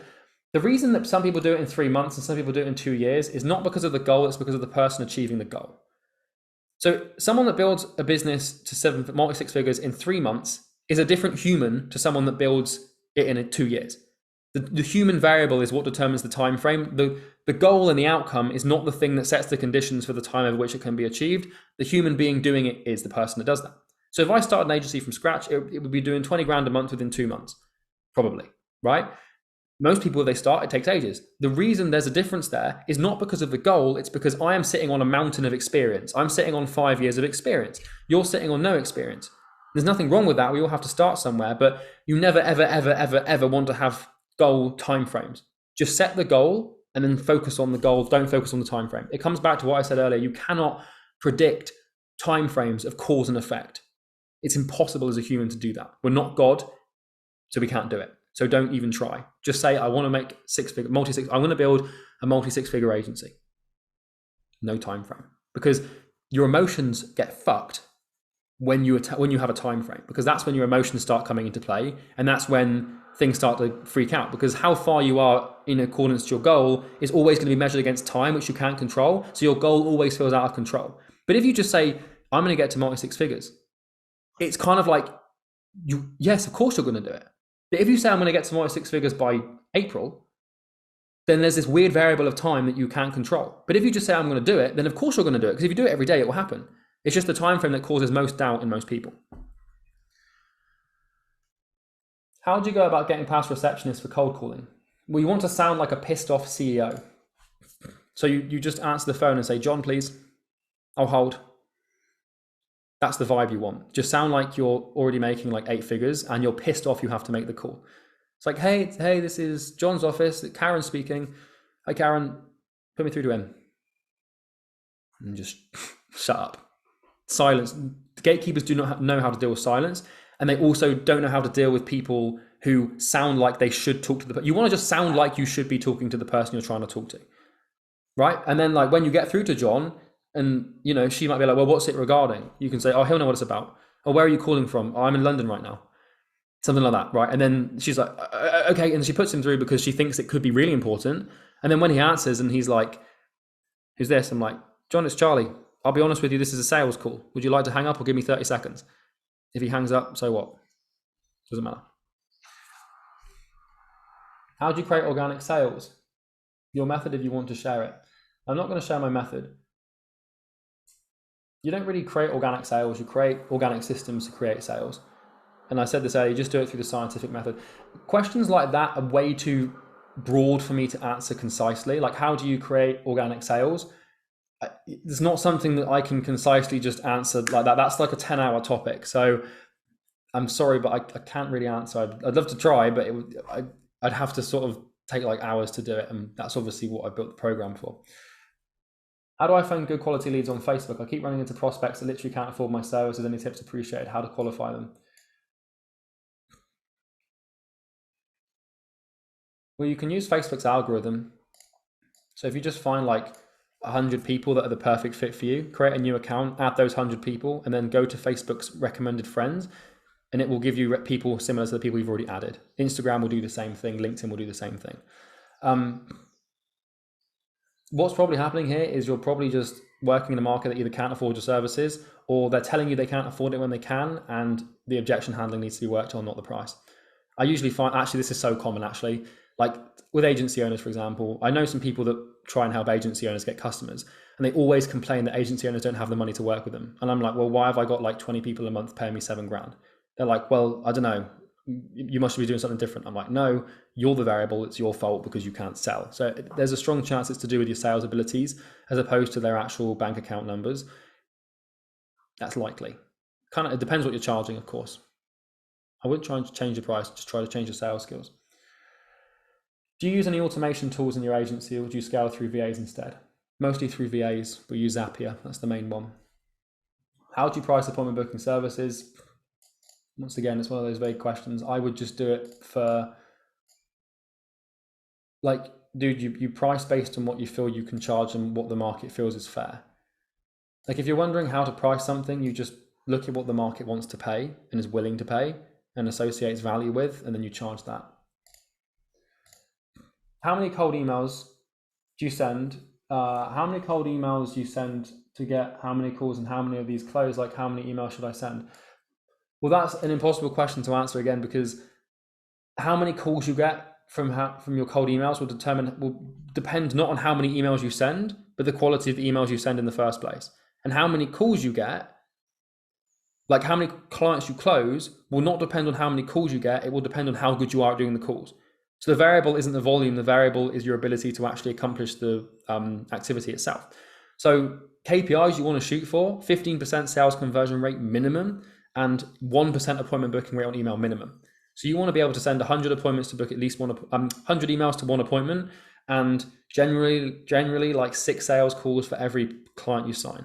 Those are numbers that you really want to be trying to aim for minimum, right? And ideally, like, our appointment booking rate on cold email is pretty ridiculous. It's kind of like, it can be anywhere between 5 to 10%.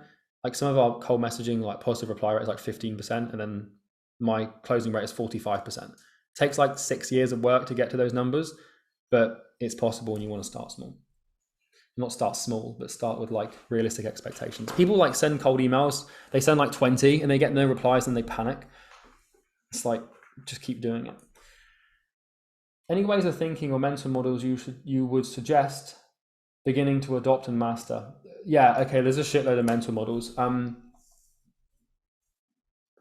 Non-binary thinking, systems thinking, those are huge ones.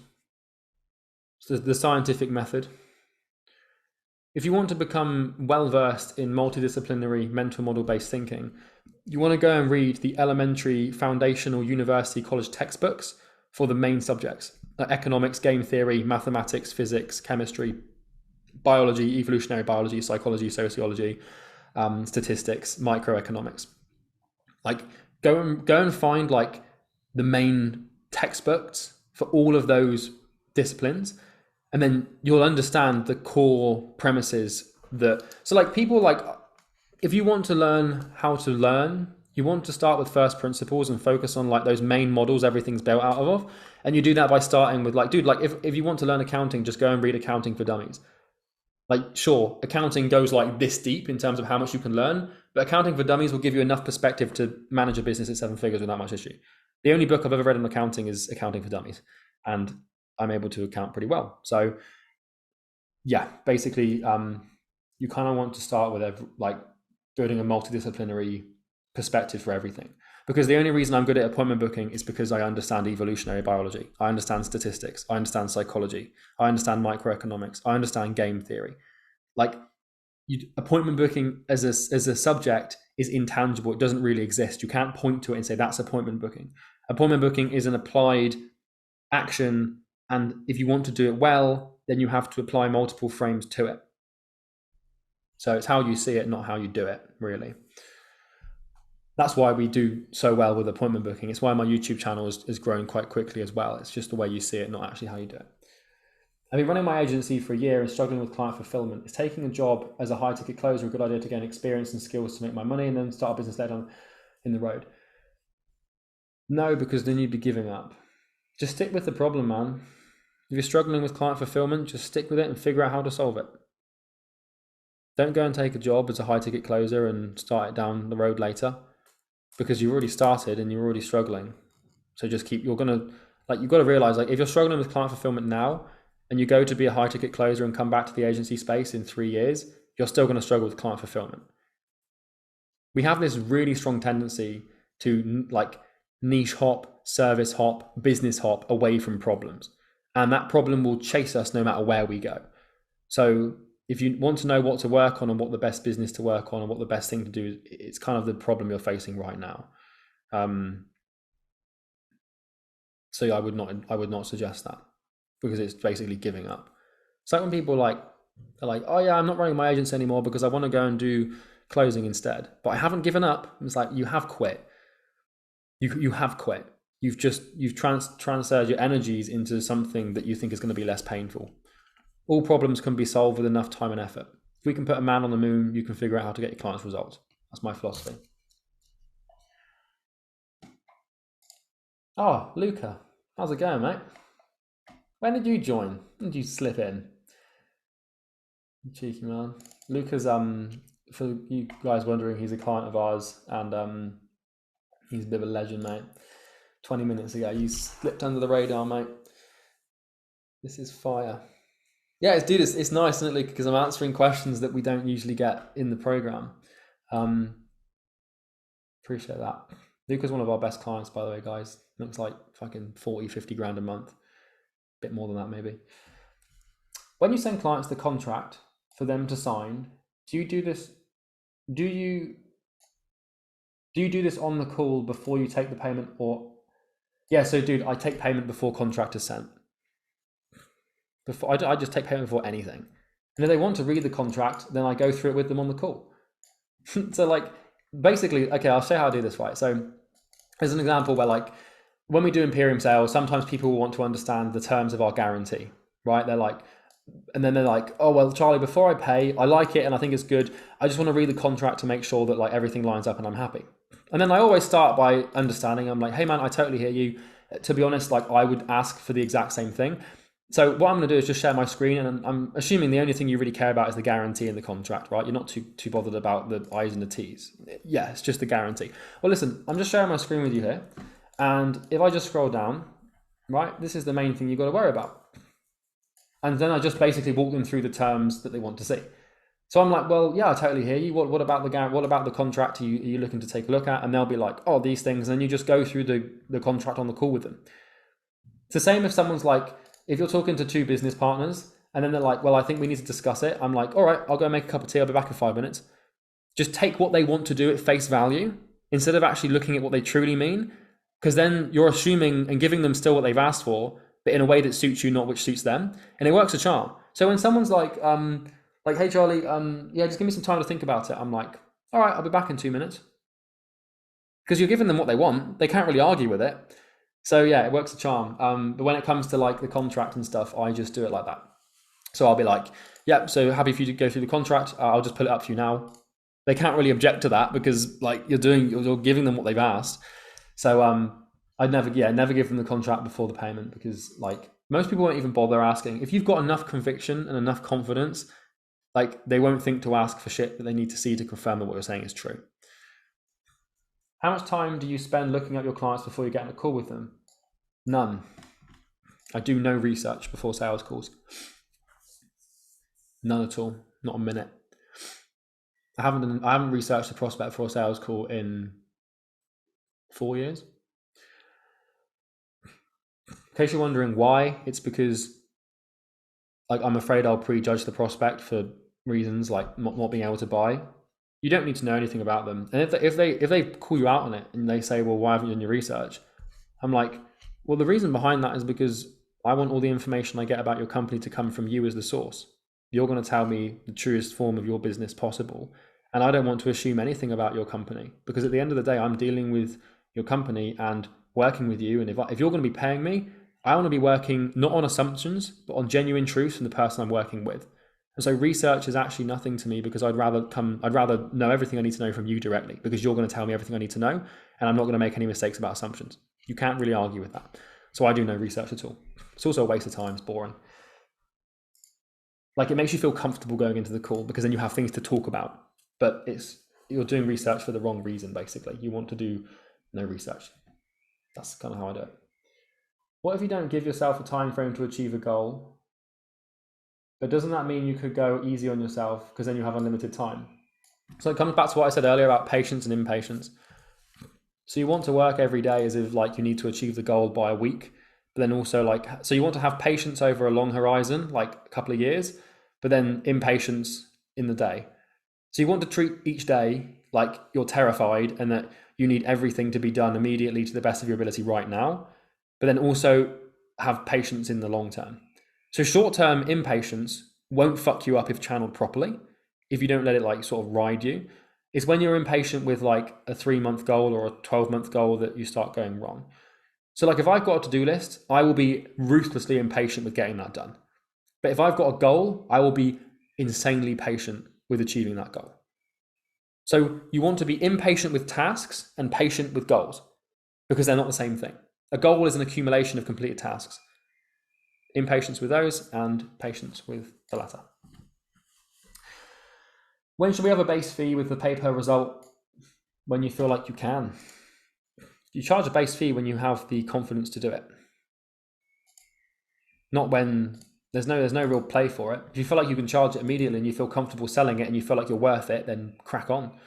But if you feel like charging a base fee terrifies you to the core because you've got no idea what you're doing, then it's going to take you way too long to get a client and start getting feedback for service delivery loops.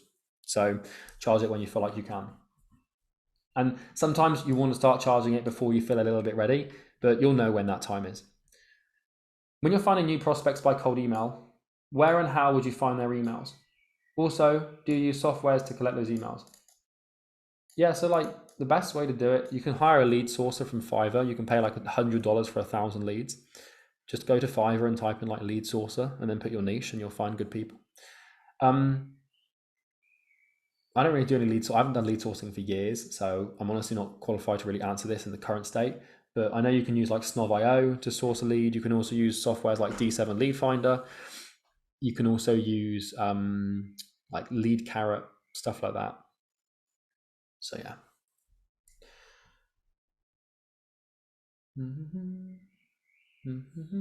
What are some of your favorite books? Anything by the Stoics. Epictetus, Seneca, Marcus Aurelius. Like my favorite books are books that have like been written thousands of years ago but are still relevant today. So like The Art of War by Sun Tzu is another example. Or The Art of Worldly Wisdom by Baltasar Gracian is another good one. There are some books in the modern day that are good, like Principles by Ray Dalio. My favorite book of all time is probably Discourses by Epictetus, but then I also really like Poor Charlie's Almanac by Charlie Munger. A Few Lessons for Investors and Managers by Warren Buffett is a good one. Systems Thinking by Danella Meadows is a good one. Jordan Peterson's books are good. Anything by Robert Greene is going to be good. Yeah.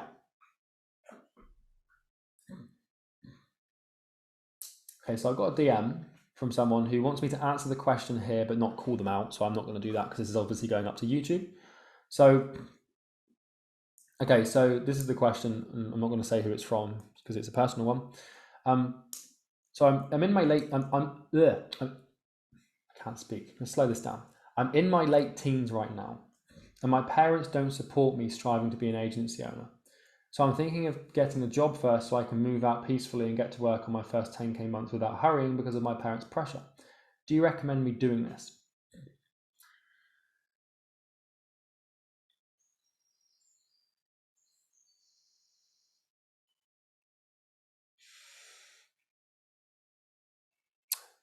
Difficult one to answer, because it's easy for me to come here and just dish out business advice. But when it comes to disagreeing with your parents, it's kind of hard to do. You want your parents to be happy, and you want them to, that at the end of the day, man, they're looking out for you, right? Your parents want the best for you. They want you to succeed, and they will use their paradigm and perception of the world to give you advice. If your parents aren't where you want to be, you need to be very careful of their advice, but you also need to recognize that they are your best support network and they also have good intentions. So they may not be traditionally right or wrong with their advice of getting a job, but it's also within your duty to recognize their intentions, and they're not trying to attack you just because they don't believe in you. They don't believe in you because they believe that like what you're trying to do would be the wrong thing, and that's just a problem. So yeah, I mean, I would like the kind of, I can tell you how I would do it because this is how I did it myself. I'm not telling you to do this or not. I'm going to tell you how I handled this situation myself, because I'm in no position to tell you whether or not you should listen to your parents' advice or not. It would require more context, and I'm just not in a position to do that. I would work my arse off to make it work, to prove them that it does work. I would use all of that like pressure as energy and channel it into my efforts to make my business successful. Because pressure from external circumstances is like, it's actually a good thing, because it's empowerment and it's energy. And so like anything that motivates you to grow and move forward is a source of energy that you can use, whether or not it feels good or bad. Doesn't matter what your sentiment towards the pressure is. What matters is that it's there, and that you can either choose to let it crush you and discourage you, or you can choose to see it in a good light and think, actually, thank God that's there, because now I've got another fucking reason to work as hard as I can. My parents didn't believe that it would work. When I started, they really doubted it. They wanted me to stay into my apprenticeship and go back to uni. And I remember the first time I signed my client, they thought I'd like rip someone off. They thought I was scamming people. And like now they're kind of like, oh yeah, this works. Charlie, you're great. So that's my take. How do you hold frame with 7 to 8 figure prospects on sales calls? I've been on a sales call with a CMO of a brand, but the sale didn't go through, and I don't know what did go wrong, so I can troubleshoot it. Well, the reason the call didn't close is because you probably weren't talking to the decision maker. So like, if you're not talking to someone who can actually decide and it doesn't close, then that's a pretty obvious reason. The main reason people don't buy from you is because they don't believe that what you're saying is true. That's the honest, harsh truth. They have doubts about your ability to perform. That's why people don't buy. Either that, or they don't believe in their ability to execute on what they need to do to make it happen, or they're sabotaging themselves and they don't want it to work, or they're not in pain and they haven't got a problem in the first place. So that's what you've got to troubleshoot. In terms of your first question, how do you hold frame with 7 and 8 figure prospects and sales calls? You kind of just have to fake it. You kind of just have to like, dude, like if you can get on a call with an 8-figure business owner or a multi-7-figure business owner, then you have the authority to act in accordance with that. If you've booked a call with someone who is a millionaire and you're trying to sell a millionaire on a service, then you have every right to have confidence, because it takes a lot of fucking work to get people like that on the phone. And if you can do that, then you can pitch them. Okay? Personally, I would do everything I can to get 10K and prove it to them. Yeah, like I said, your parents want the best for you. Do we have any other questions, guys? Has this been helpful? Or have I just sort of randomly talked my face off for like an hour and 45 minutes without adding any value? Has this been useful, or has it been... I think it's been useful. Wow, that brings smiles to my face, gentlemen, ladies and gentlemen. Thank you. Charlie, you're a legend. I appreciate that, man. When you guys are in a position of I'm not in a position of influence because that sounds cocky, but when you're in a position of like minor influence where people start looking up to you, you need to do everything you can to still think that you're awful at what you do. Now, not awful in the sense you don't have belief in yourself, but as soon as you think that you are good, you stop trying, and it's through trying that you are good. There's a quote that says, a father who thinks he's a good father is not a good father. And the reason behind that, not that I'm your father, no Darth Vader shit going on here. The reason behind that is because it's by trying that you are good. So if, like when people comment on my YouTube videos, like, this is amazing and you're the best, I always try to take it with like a pinch of salt, because I'm like, as soon as I start believing that, I stop trying to do good stuff, and then that means I don't. So I appreciate your kind words, guys, but I also don't accept them to a degree.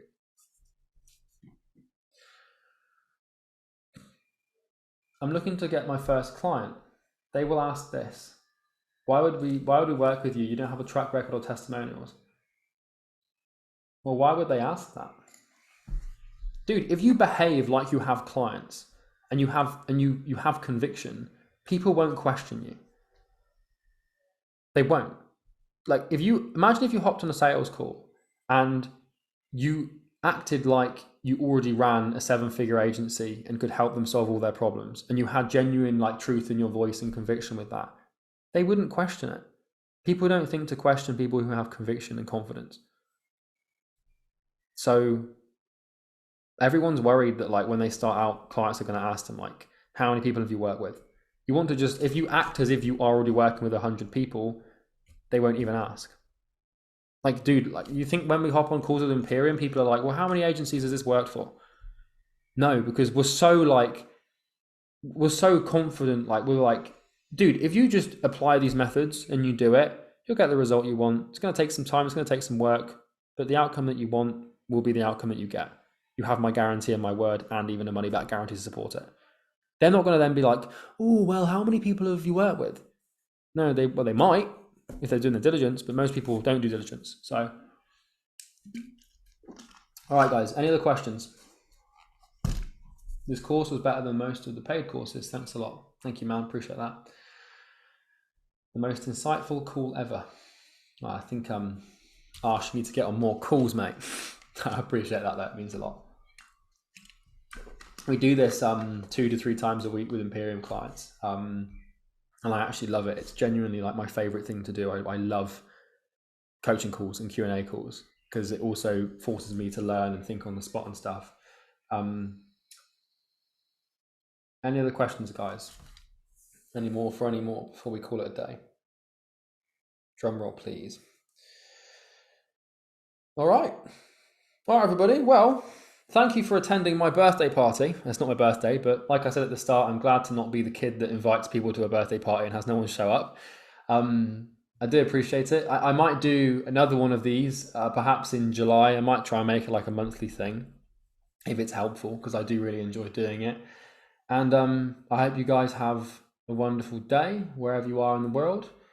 Make sure you work as hard as you fucking can, but also take some time off, because that's important. And I'll see you guys in the next YouTube video as well. So yeah, all right, guys, peace out. I'll talk to you all soon. Take care. See you guys.